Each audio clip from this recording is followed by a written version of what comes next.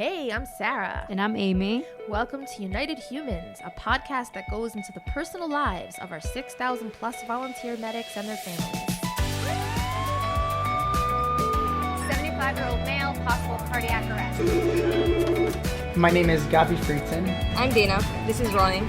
We're a couple. I'm Vicky.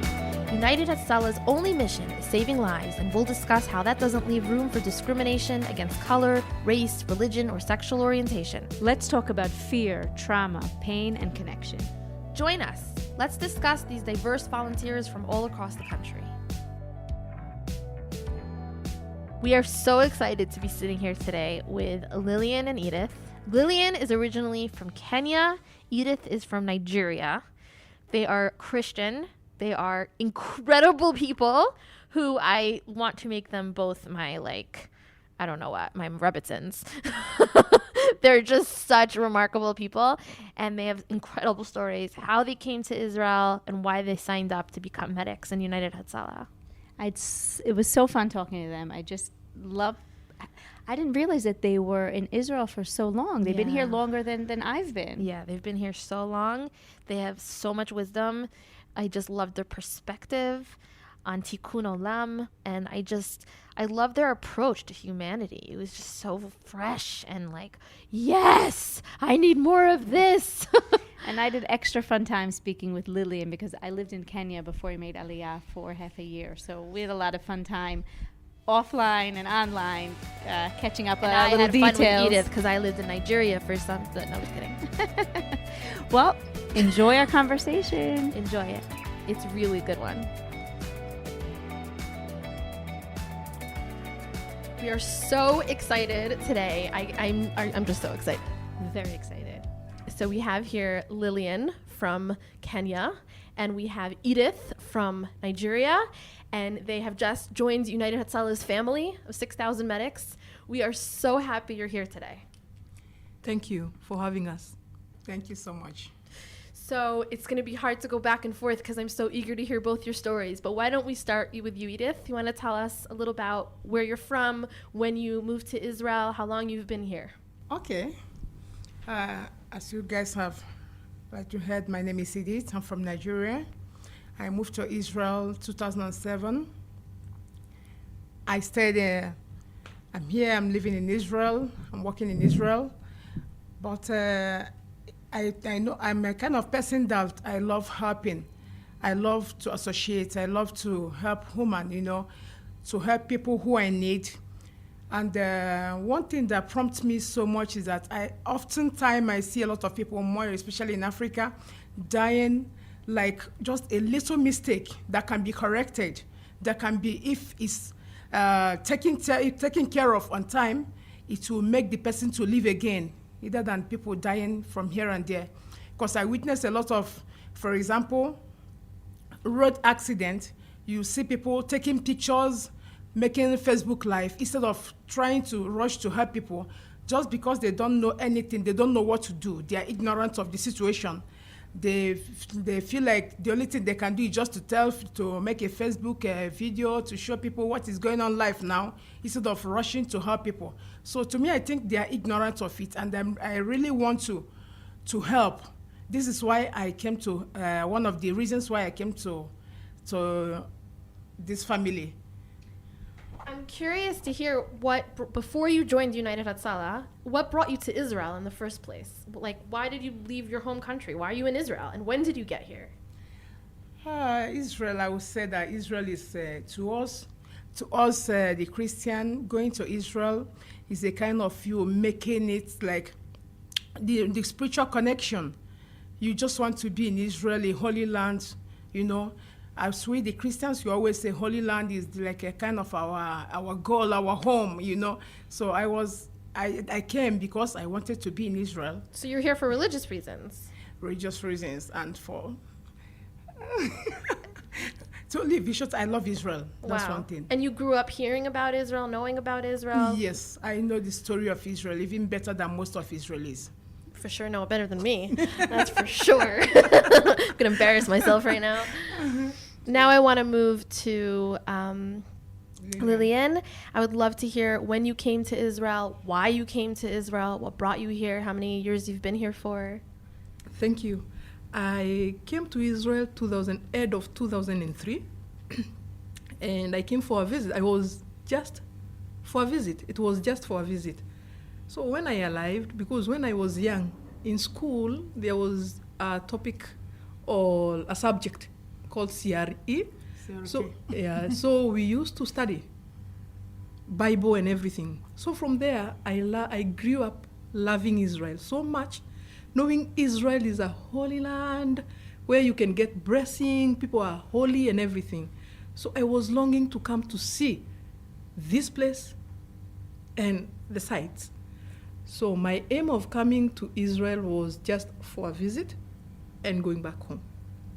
So when I arrived, God's plan was different from my own, because I was just for a visit and going back. I found my better half here in Israel, and he told me, "You're not going back again. You will be." He was working here. He's Israeli? A Kenyan, yeah. So he was working for one Israeli, and he told me, "You're not going back. You will become my wife." And that was it, the beginning of my life in Israel. I'm extra excited today. I already told you both, because right before I made Aliyah, I lived in Nairobi for half a year, and it was an amazing experience. So I see that you both are here in Israel for a very long time, not very recent. So I'd love to know, you probably got used to the culture now, but what were some extreme cultural differences in the first few years that you've been, that you were living here? To me, I said the first thing, the first shock, I would call it shock, was the language barrier. Oh my God. I can't even imagine. I came here and someone was calling me boy. I was like, what do they mean? How can they just call me a boy while I'm a girl and they're saying I'm a girl? And the other one was saying, ma. I asked her a question, she said ma. And to where I'm coming from, when somebody say ma, it means respect to you. Like madam, something like that. I was like in my heart, she respect me. I didn't know that ma is come again or say it again, you know. So language was a super barrier for us. Secondly was the food. The food, oh my God. The first day I tasted olive in I think in a hotel, I won't forget it. I was like, can anybody tell me that this is what I'll be eating? There is no of our fufu. What's that? Fufu is a kind of pounded, how will I call it? Is it like ugali in... Solid. We call it solid in Israel. Pounded and vegetable soup with fish. This is one of our best foods. So I was like, can anybody tell me there's no way I can find this just for me to be eating vegetable, eating olive, and this is how I will live? It was really frustrating. Have you gotten used to the falafel and hummus yet? Not yet. Okay. Moving on. Oh my God. The falafel, I later became in love with all the food, you know. So now I'm usually in the food and language. Do you have a favorite food? In Israel here? Oh, not so much. Not so much. Maybe the shawarma I would say, but because it's really increasing me, you know. I have to be careful. Don't we all? Wow. Okay. I'm very curious also to hear from you what the cultural difference was. And the biggest was food. Running theme, guys. I was shocked. Actually, we came as a group,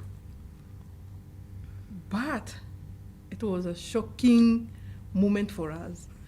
We are used to these ugali, chapatis, and hard things. So here we are seeing a lot of salads, mixture of like hummus. So we never knew what was that. So one of the guy took a scoop and was like, "Oh, here we will die of hunger." Yeah, it was serious. And after I gradually, I came to love shawarma. After falafel. But my favorite is falafel now. Wow. I love it. Because it's healthy. So you've acclimated. You've acclimated to Israeli culture. Yes. Amazing. I'll always remember that I was eating a vegetable soup once, and we cooked one at home, and I had a Kenyan friend over, and they said, that's not food. It's true. It's true. Again, it's not food. Yeah. Wow. Well, I'm very curious to hear. So you were in Israel, and then when did you hear about United Hatzalah? I'd love to hear, let's start with Lillian. That's a drum. Tell me about why you joined United Hatzalah. How did you hear about it? Is there a story behind why you joined? Yeah, actually, let me start with the stories behind. It happens in 2016. I gave birth, and barely 1.5 months, my baby got choked while I was feeding him. Wow.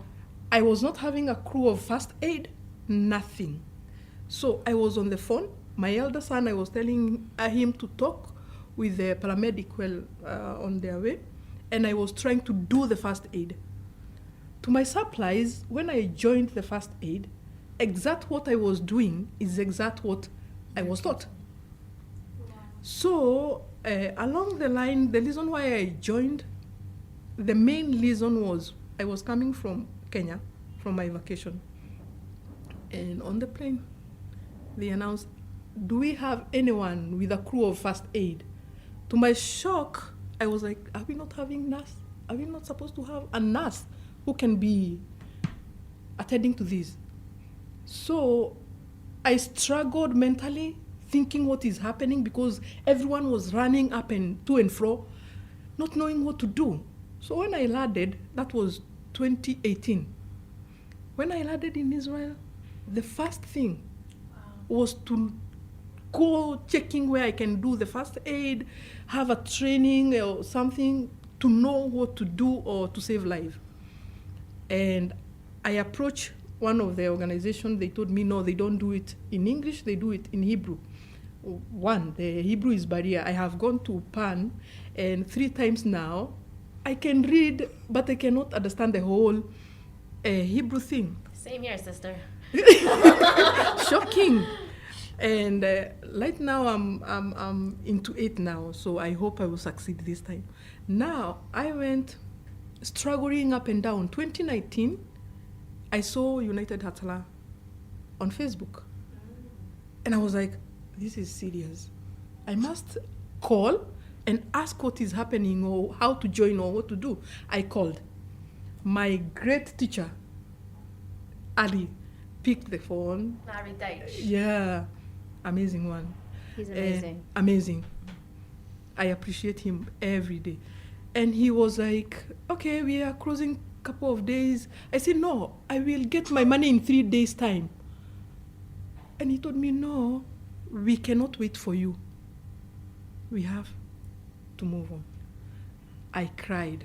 Lil cried, little tears. And that passed. 2019, I saw it again. I called my sister here, and she was like, I'm in with both head and legs. We are going. We registered, and boom. Your we sister, joined. meaning Edith? Yeah. She's my friend, a sister We from sister another f- country, Yes. from another We are mother. very So you close, didn't yeah. meet in the United Hatzalah course. You knew each other beforehand. Yeah, Yes. in Tel Aviv. We are going to the same church. Yeah, I was going to say, we should have started with how are you friends? How do you know each other?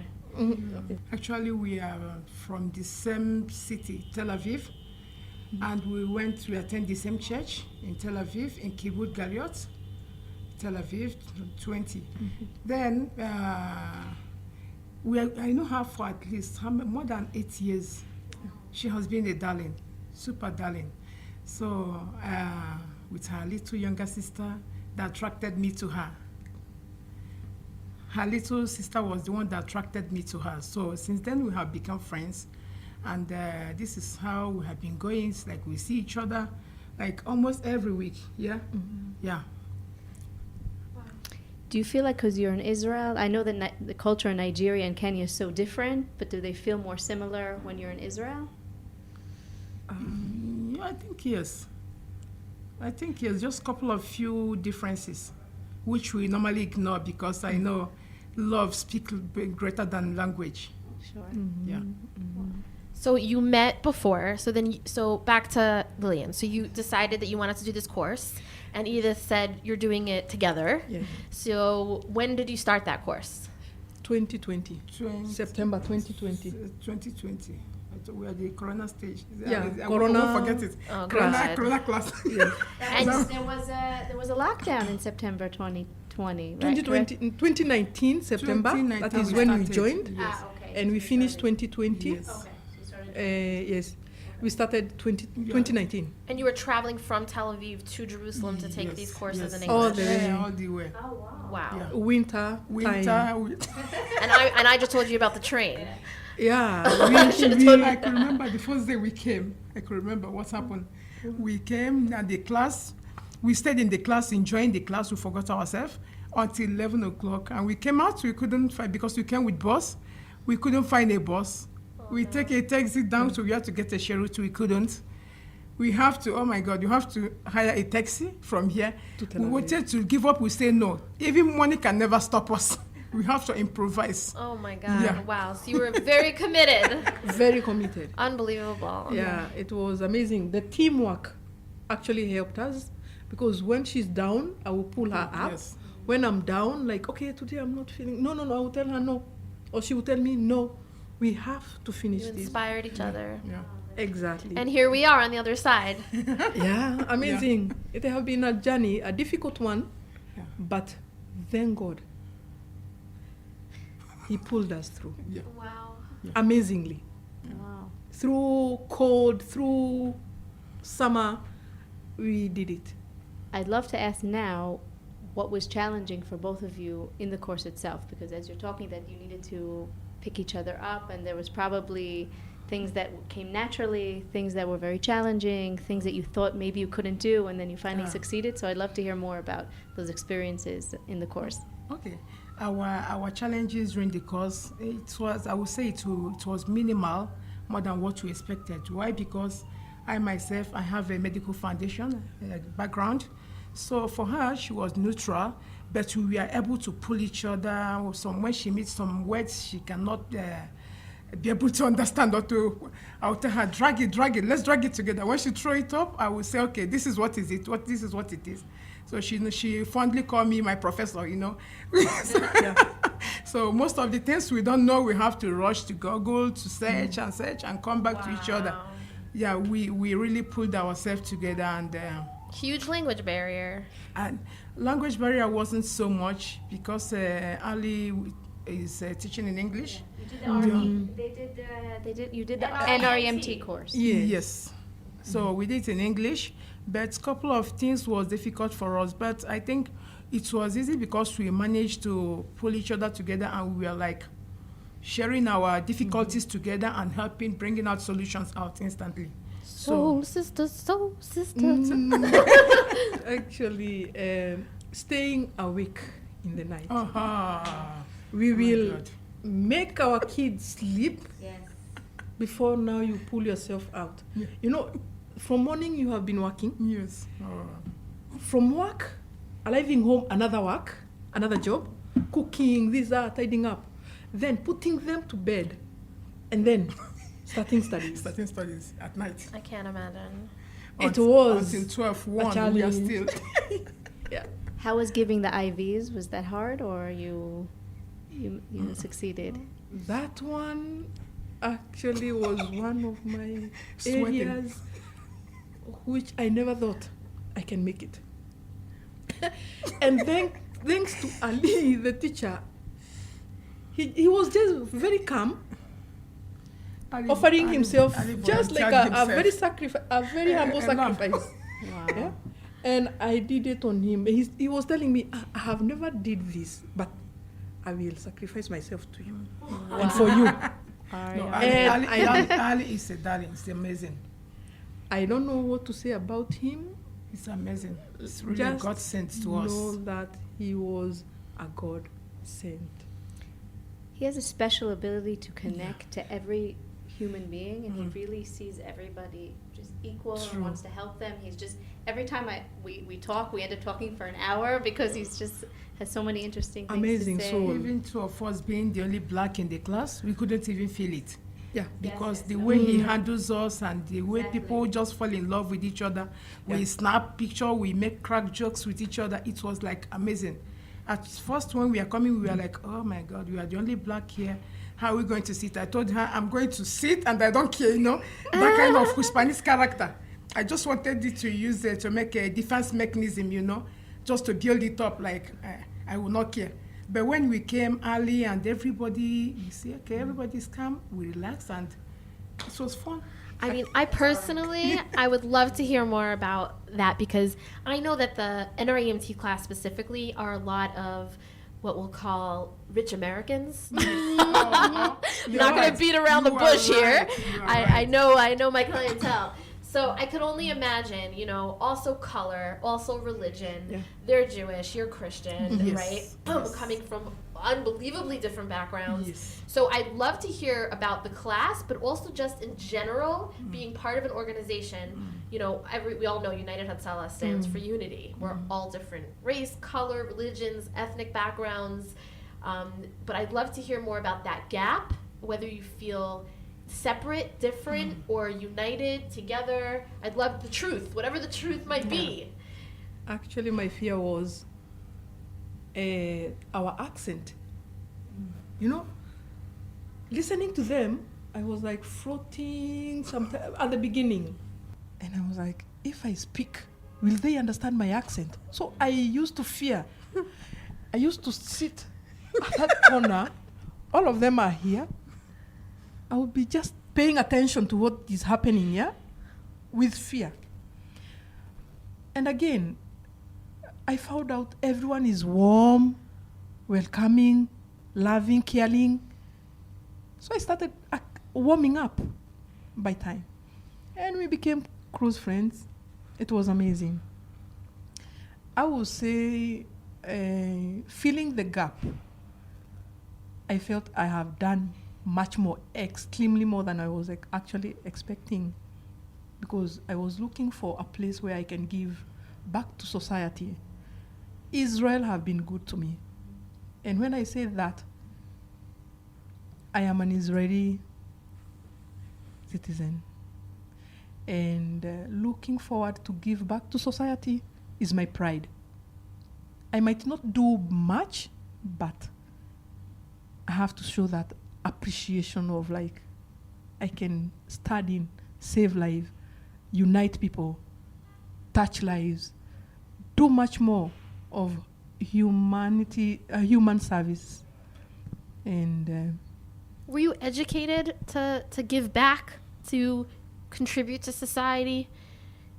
Like your cultural background, was that given over to you from your parents or your family or your community? yes, it was. I was. And I appreciate my mom so much and my dad. Because in Africa, You know, we grow in community. That's one thing, you know, community. In Africa, we grow in community. So in community, we do things together. Your cry is my cry, your smile is my smile. This is what we do in Africa.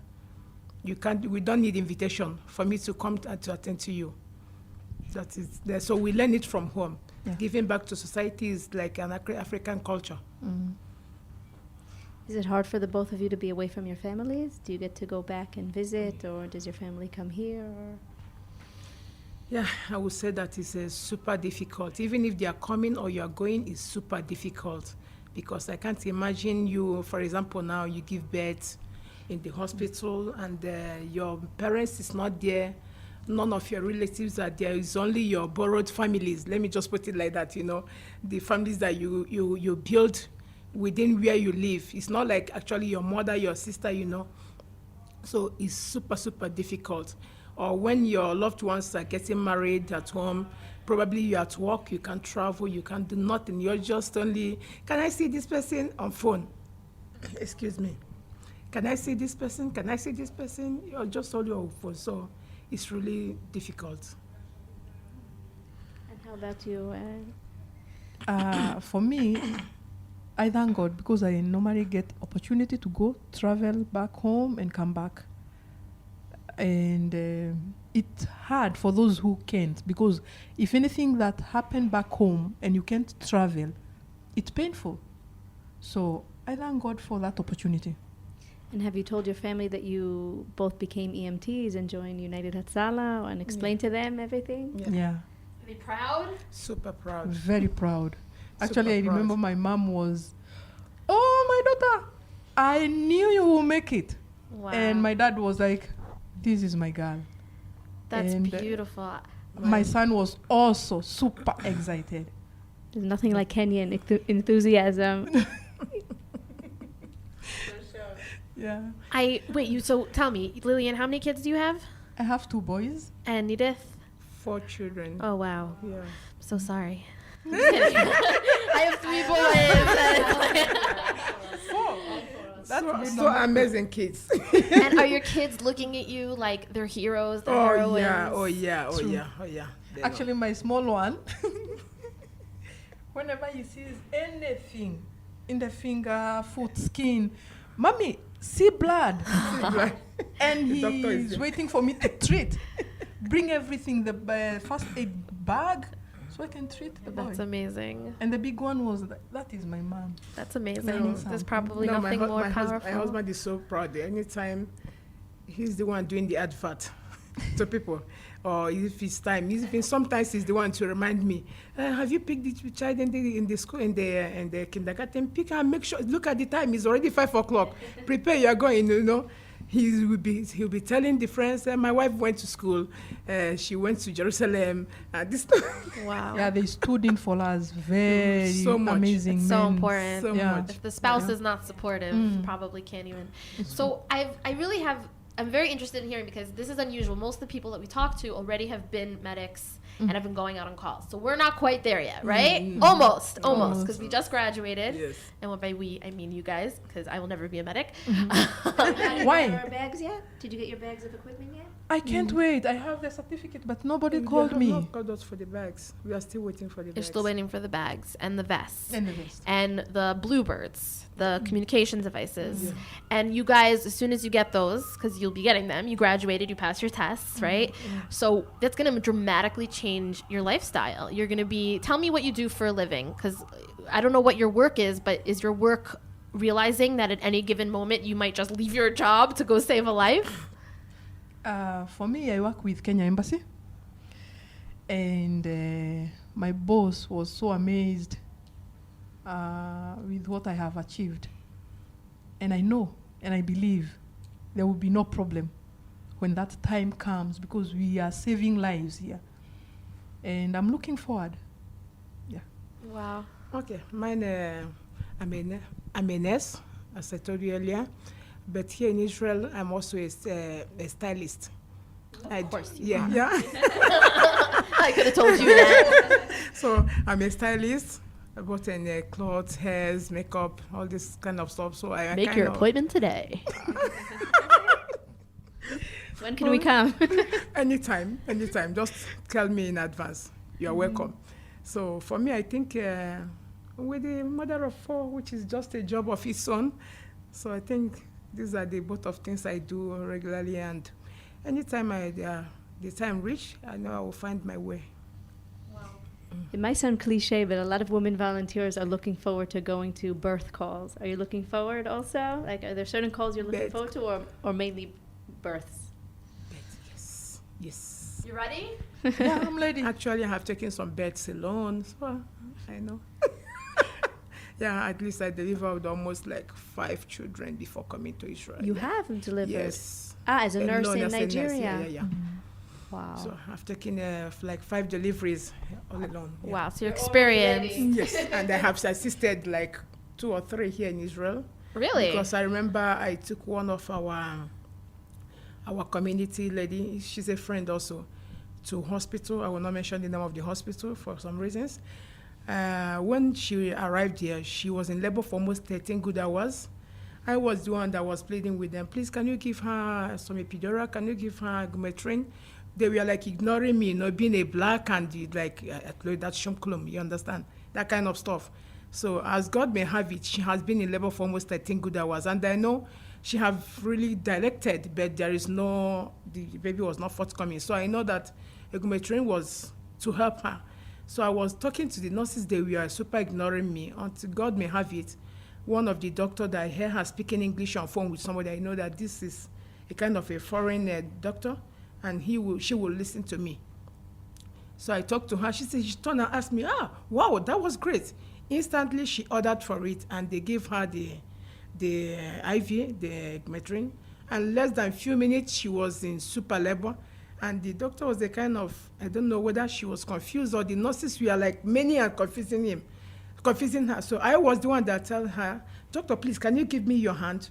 I use her hand and my hand and give her a thunder pressure on top of the stomach to push the baby out. And in less than 10 minutes, as we are talking, the baby was already out. Wow. Yeah.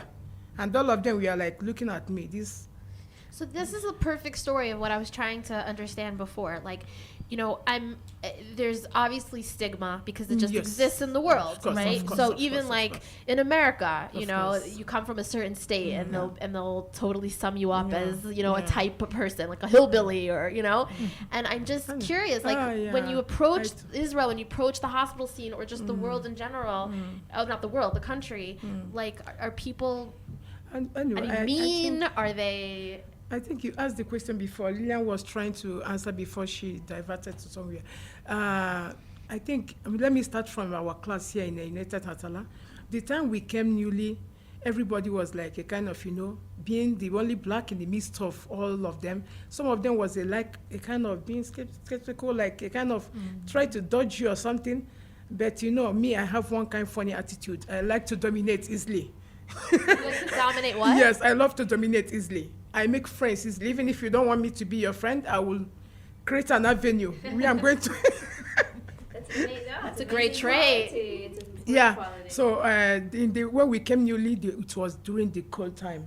Oh God, I won't forget. It was upstairs. So the cold was so much. I moved at the middle of the class to the staircase where everybody was sitting. I was the one moving. And she was trying to, excuse me, please. She was trying to pretend like, I'm not feeling cold. And I just passed through everybody. I stood there. And when I came back, one lady that was like looking at me, she asked me, do you need my jacket? I said, yes, of course, I need your jacket.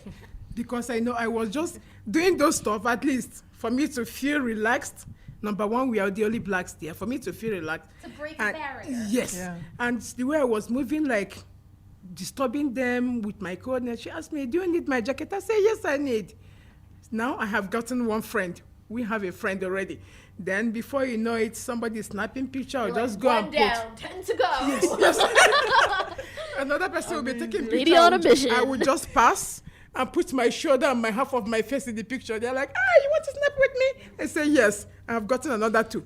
This is how we continue until we gathered everybody and we fix in. That's amazing. The power of selfies, right? Selfies is like, I don't know, the way people unite in foreign countries. Yeah. No, for me, it's the other way around. She was trying Reserved. to be myself. Whoever wants to be connected to me, come and be connected. Which they were not ready. And actually, they came. They were so amazing. I remember two girls came. Where are you from? I say, I'm from Kenya. Oh, you guys are so cool. I say, this is the moment. From then, everyone was in, and it was so amazing. So it's not only your origin or where you're from and your culture, but it's also religion. Yes. Did you find any, I don't know, did it come up at all? Oh, Jewish, Christian, did that? No, they didn't. All of them were like, call it, the Israel call it. Everybody was like, I think in the class we were living beyond religion, beyond races, the race and the color. This is what I see. This is the picture I see. How I wish it could be like that in the whole society, which I know in Tel Aviv, our super Tel Aviv, there's a lot of racism going on there. I can't imagine somebody calling me Kushi, like me poor. And thank God I was looking so beautiful more than her, you know. So, yeah, she was telling me. So I wanted to ask because obviously I lived in Africa, and it's easier for me actually to differentiate people from different countries. And I know here who's from Sudan, who's from Ethiopia, who's from Kenya. So do you have any issue in Tel Aviv? There's South Tel Aviv. There's many refugees from Sudan and Eritrea. And do you ever get mixed up in the mix that people don't know where you're from? Yes. Yeah, very in a very hard way. Yes. Before, like 207, 208, 209, those years, Yes. we used to be respected, loved, cared about. I don't know really what happened. There was a political campaign. Exactly. There was Everything changed. Yeah. Anywhere you enter, as far as you are black, they will chase you and they will tell you, no, you don't belong here. Get out. True. It's true. And it happened to me inside the bus. Inside a bus. Yes. I went to stand closer to an elderly woman. She started covering the nose, squeezing herself and turning herself. It's like, I'm smelling. I have to move from there. And lucky enough, we were 2 blacks there. So we started asking ourselves, so are we smelling? Or what is she trying to, which message is she sending?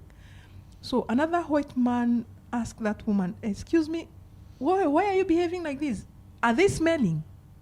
They are human beings as you. It's lack of exposure. And I told them, I told the guy, see, what actually the different is only the skin. If you check inside us, it's the same. The blood is not different colors, it's red. The skin, the heart and everything, the mind, everything. So only the skin. And the guy was like, leave these. They pretend they are so special. And the woman said, no, go back to your country. Here is not your country. Pack yourself and go. We were just shocked. And it was very early in the morning. I was going to one of my appointments. So I was like, wow, this is happening to me? Mm-hmm. Shocking. No, it shouldn't be shocking. It shouldn't be shocking. It's, for me, personally, I don't take racism as a problem because I know it has come to stay, whether we like it or not. Mm-hmm. Yes. There are some certain things in life you don't fight. Racism is one of them. Ethnocentrism is one of them. Ethnocentrism, I'm better than you, you are better than me. There are some stuff that have come to stay in life. The only thing is that we, being a civilized people, we try to put a range to it. You understand? For me, when you call me something, let me use a bad word, cushy. Sorry, I used the word. I see it like you noticed me. You understand? So for people who are not familiar with that word, it's like a derogatory way of referring to people with black skin in Israel. Yeah, this is how they, yeah. But for me, whenever you call me the names or you show me a kind of racism, I feel like, oh, you notice me. At least I'm something, you know. Yeah. So, yeah, it gives me a kind of positive energy, yeah. Oh, I love that. Yes. Mm-hmm. Yeah. You could spin it around. Yeah. And I see it just a kind of, it's a bad thing to say, but I see it as a kind of jealous. They noticed you and they made the effort to say that for some reason. So obviously something in them is not sitting right. It shouldn't be a problem. What I think is so fascinating is that, Israel being, let's say, a primarily Jewish state, our history, this is our history, right? That's something a lot of Africans and people with black skin and Jews have in common. Yes. Besides the fact that we all have to cover our hair. Besides that. But, we have 5,000 years of history of being persecuted and shamed for who we are. And anti-Semitism is rampant as ever right now. Yes. I mean, it's the things that are going on even in America are stories you can't imagine. So as a country, as a people, as a nation who have been through this for so many thousands of years, it's almost like it's shocking and embarrassing to hear that we would then go and do that to, you know what I'm saying? It's like... as a human being, we do forget. Some of us who have short memories. We forgot so easily, so that's one thing. But the one thing that the Jewish community should know is that it's written in their Bible. I don't know the name of what is it called, in their holy book, that foreigners will come from every corners of the world to come to this country. It's not them; they're the one that doing it. They should know that. this is a Jewish state. Nobody fights about it. But they should know that this is ordained from God. So they should But welcoming the stranger. should welcome to strangers, But what shocks me is, in Africa, we treat them like kings and queens. Yeah, because they belong to God. Exactly. But Who like kings and queens? actually, The people Jewish, of more color, especially. like, let's say the white people. Mhm. I will use that word Yeah. to differentiate. Mhm. Africa is different. I don't know how we are trained up or our heart or We our are mind. hospital.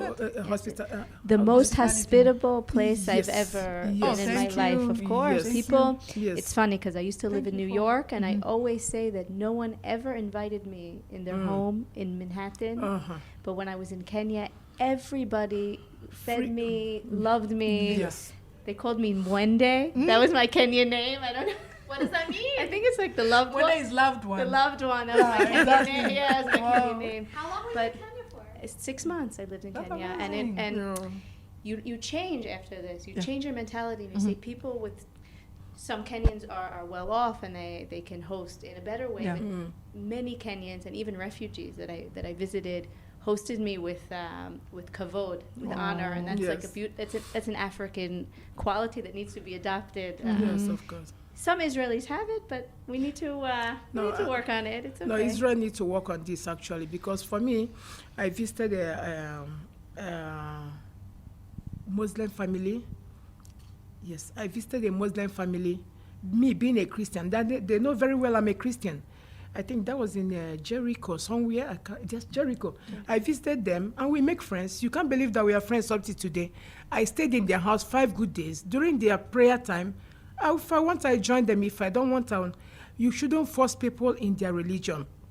Let everybody be. This journey of going to heaven is like, we are coming to Jerusalem. This one is coming from this road. This one is coming to this road. Akhi Hashuv is that let all of us be in Jerusalem. It doesn't matter the way you come from. It doesn't matter the road you take. This is your decision. You choose to go through Jewish. I choose to come through Christianity. This choose to come through Muslim. Oh, We I should love not this. condemn each other.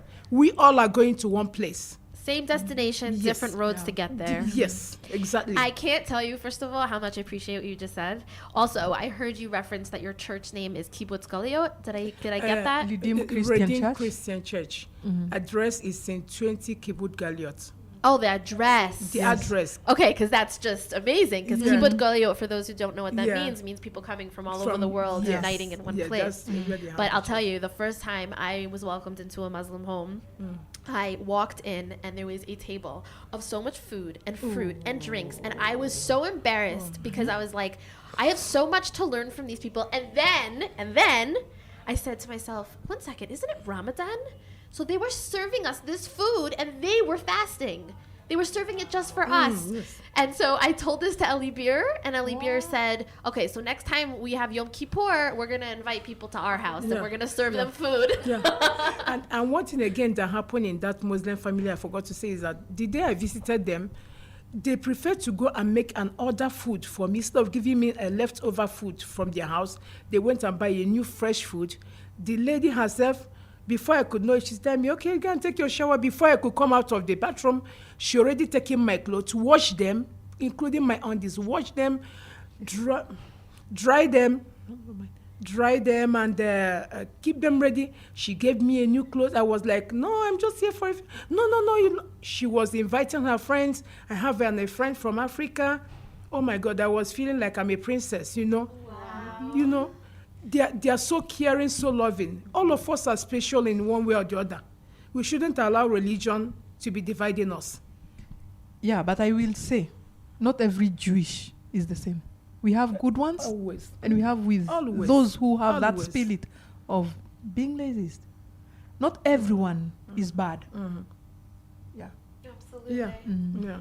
I'll tell you. I'll tell you a little bit about my background. I shared with you before, but just what's interesting for me is that I grew up in a religious Jewish home, but with very different religious parents. They had different, what I would say, flavors of Judaism, and And I was exposed to really a lot of different kinds of Judaism just in my own family. But growing up with a special needs sister who had a lot of medical fragile issues, we grew up with 24-hour nursing in my house. 24/7, 365 days a year. And a lot of these nurses were Haitian and Jamaican and also India and, you know, other countries. And I grew up with every language and every colored skin and every religion and every, you know, background and culture. We even had a Salem witch. I mean, that's something. So I grew up, it was very unique for me because I grew up with just an appreciation and a love for different cultures and different, what I call the different, you know, let's say colors of the rainbow or flavors of the ice cream or whatever it is. And that's how I looked at it. We're all one and we're just like we're each a different shade, you know? So that's really helped me in United Hatzalah, because the unity is definitely, it's here. It's if you're looking for unity in Israel, you'll find it in United Hatzalah. Yeah, you're Very right. true. You're right. Very true. Yeah, I was going to say that now that you're in Hatzalah and you passed the course and you're able to connect with everybody, do you feel like you have a new kind of community that you Yes. thought Yeah. you would never have? Yeah. A new family. Yeah. I call it a family because they have taught me a lot. To We be are still united, learning. because teamwork. I believe in the power of teamwork. When you do something together as a group, as a family, you will go far.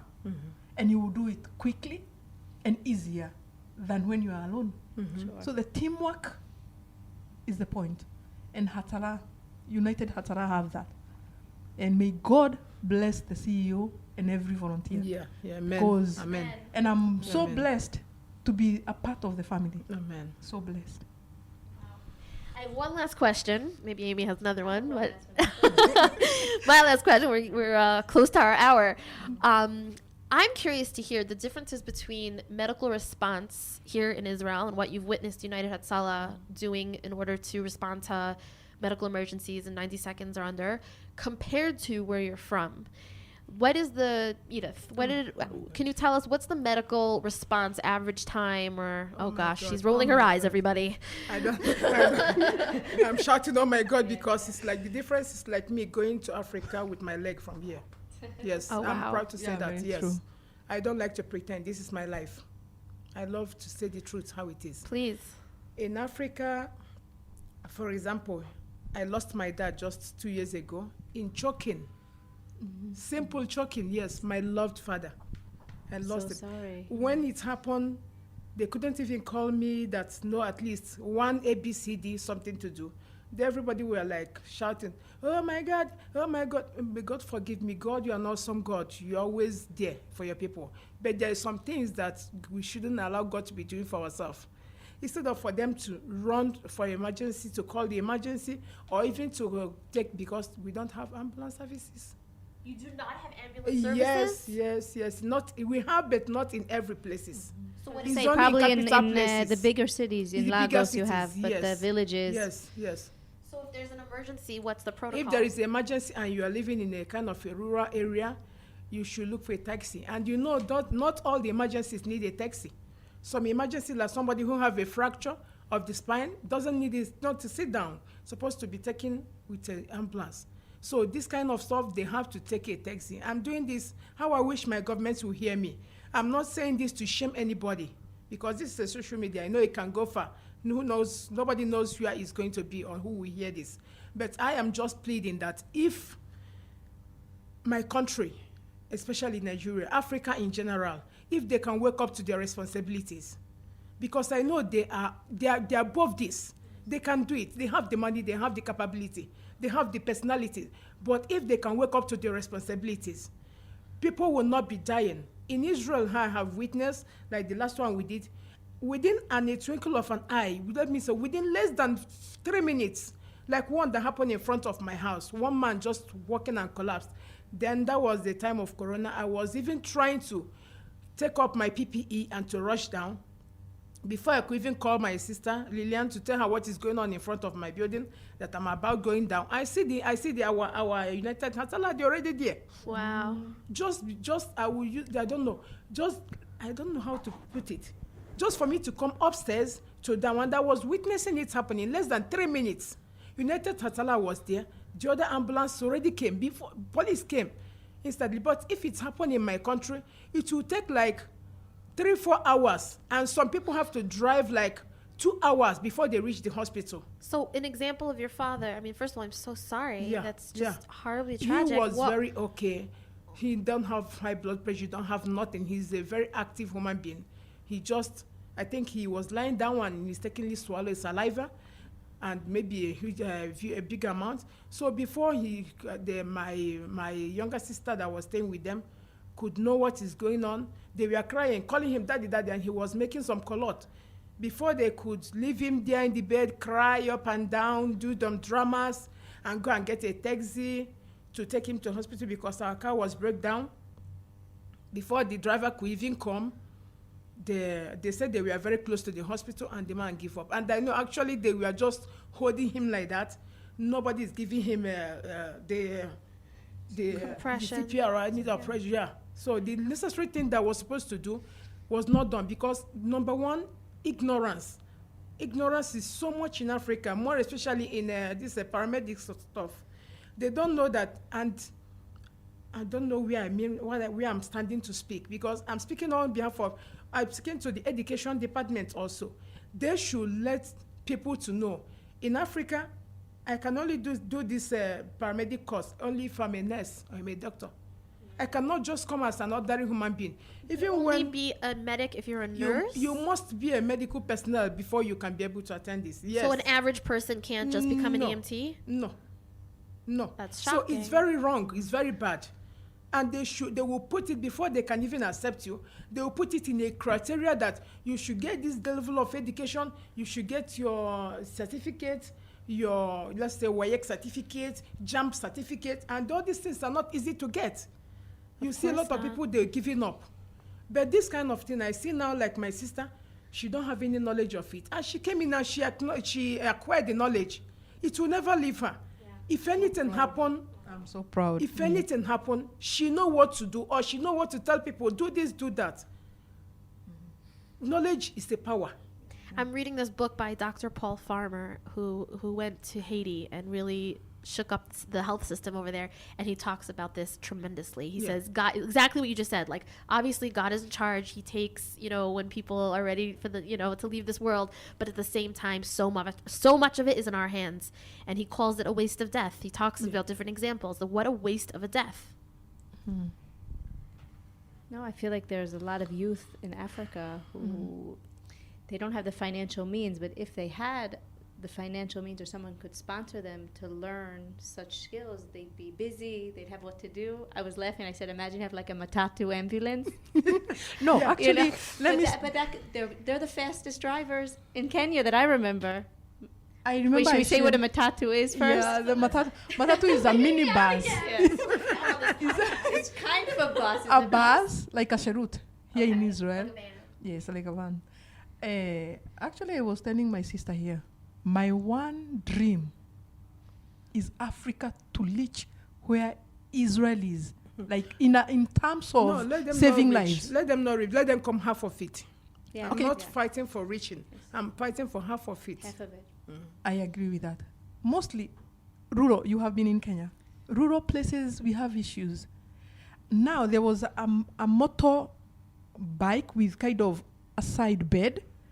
If we get few of them and we train people, like women who are in labor can be lashed instead of the baby dying or a woman.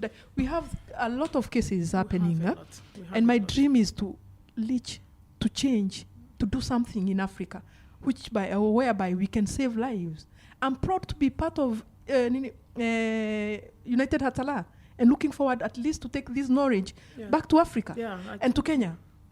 And it happened, an incident happened outside my house also.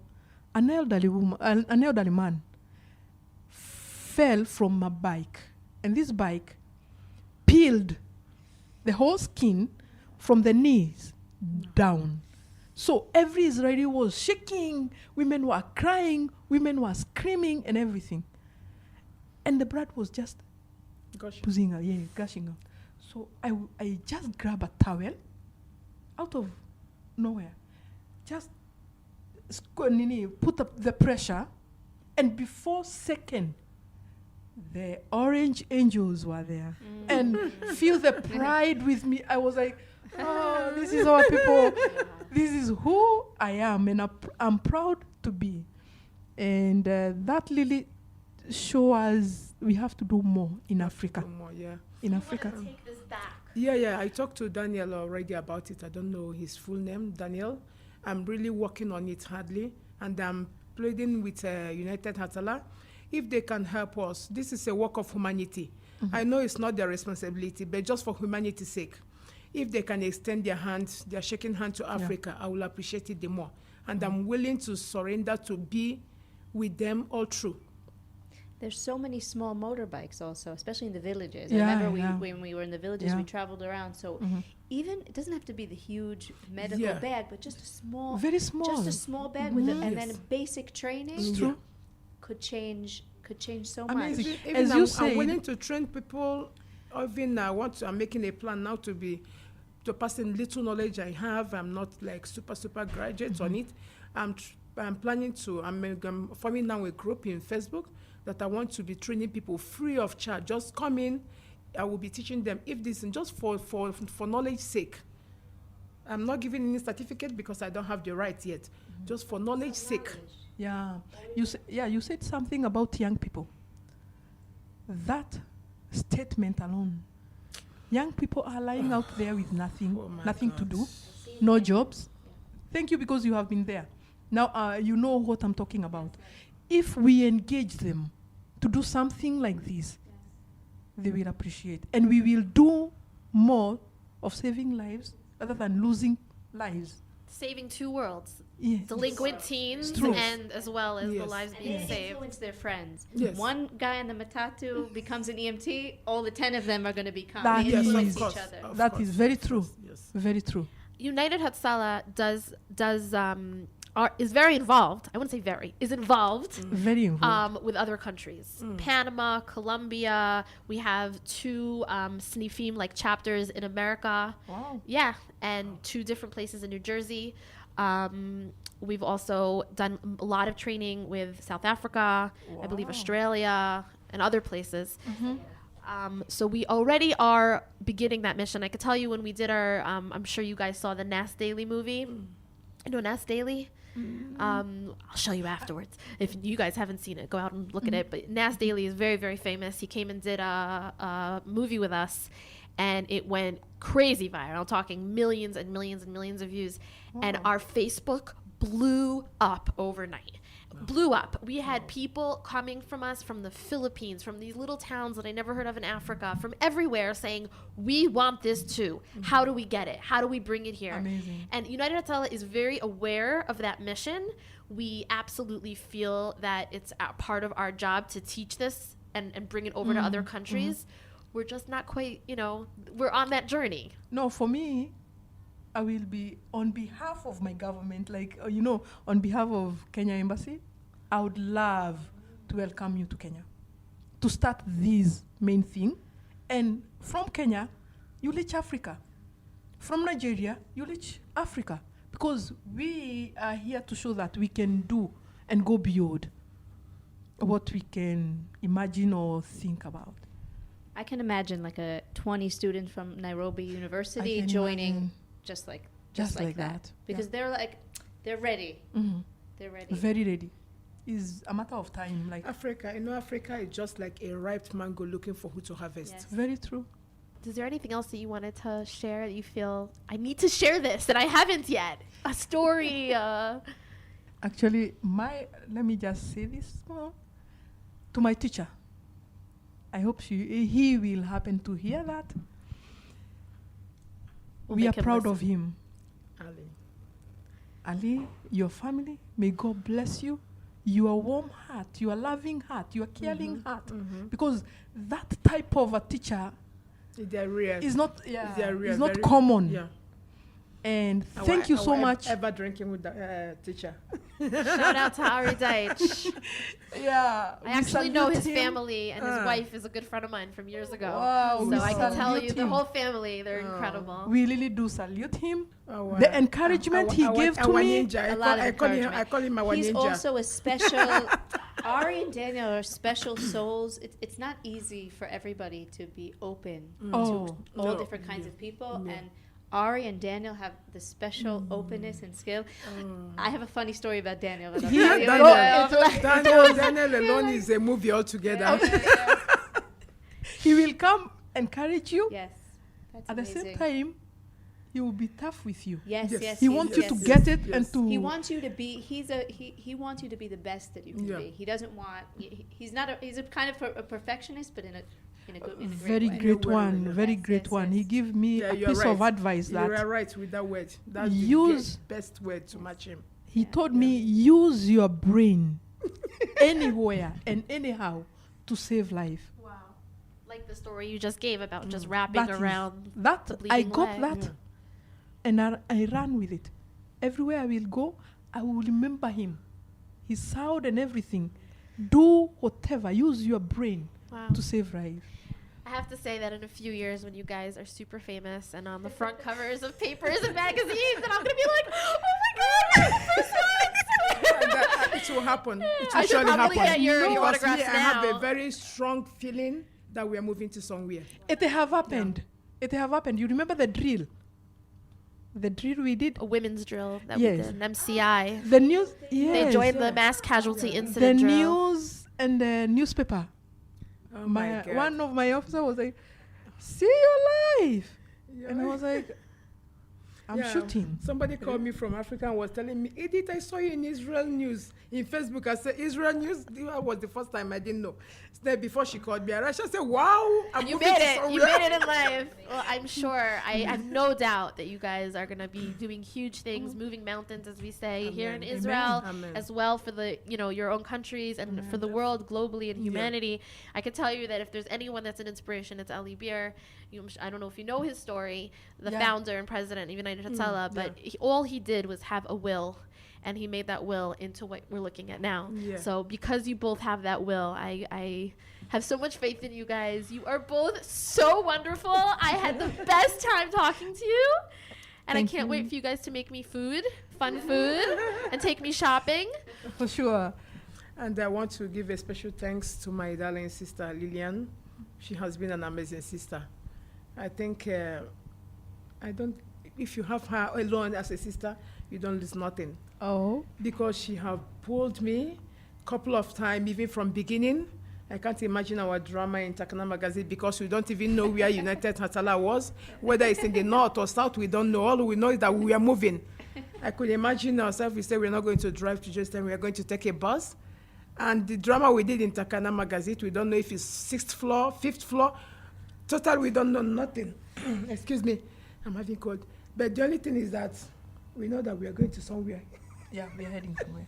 We are heading somewhere. Yeah. Well, I'm here for the ride. I'm here to watch. You guys are just such an inspiration. Thank you so much. Also, I will appreciate you Yes, yeah, Lily. yeah.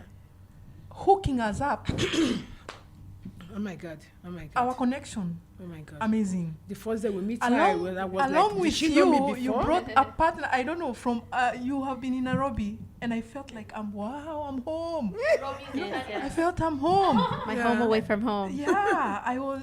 It's amazing. Thank you so much. Oh my God. God I feel bless so you. lucky to have met you. It's my privilege and merit. Yeah, the It's first a day we met her, I was asking, did she know us before? I kind of Yeah, the warm love warmness, and yeah. like, come. Yeah, Sarah has a special energy. Her heart is a golden heart Very, altogether. very, Keep very, that very. heart. Yes. Keep the Keep warmness. it, yeah. It really is very, I feel Thank very you. honored to have been. May God bless We you are guys. humbled. May God Humbled. bless United Hatzalah. May God bless State of Israel. Yeah, I'm super happy to be part of this family together with my sister Lillian. We are really, really happy to be part of this family. Thank God you bless so much. you all. We're so excited to hear future stories of the people that you save. So keep us posted, okay? Yeah, we will.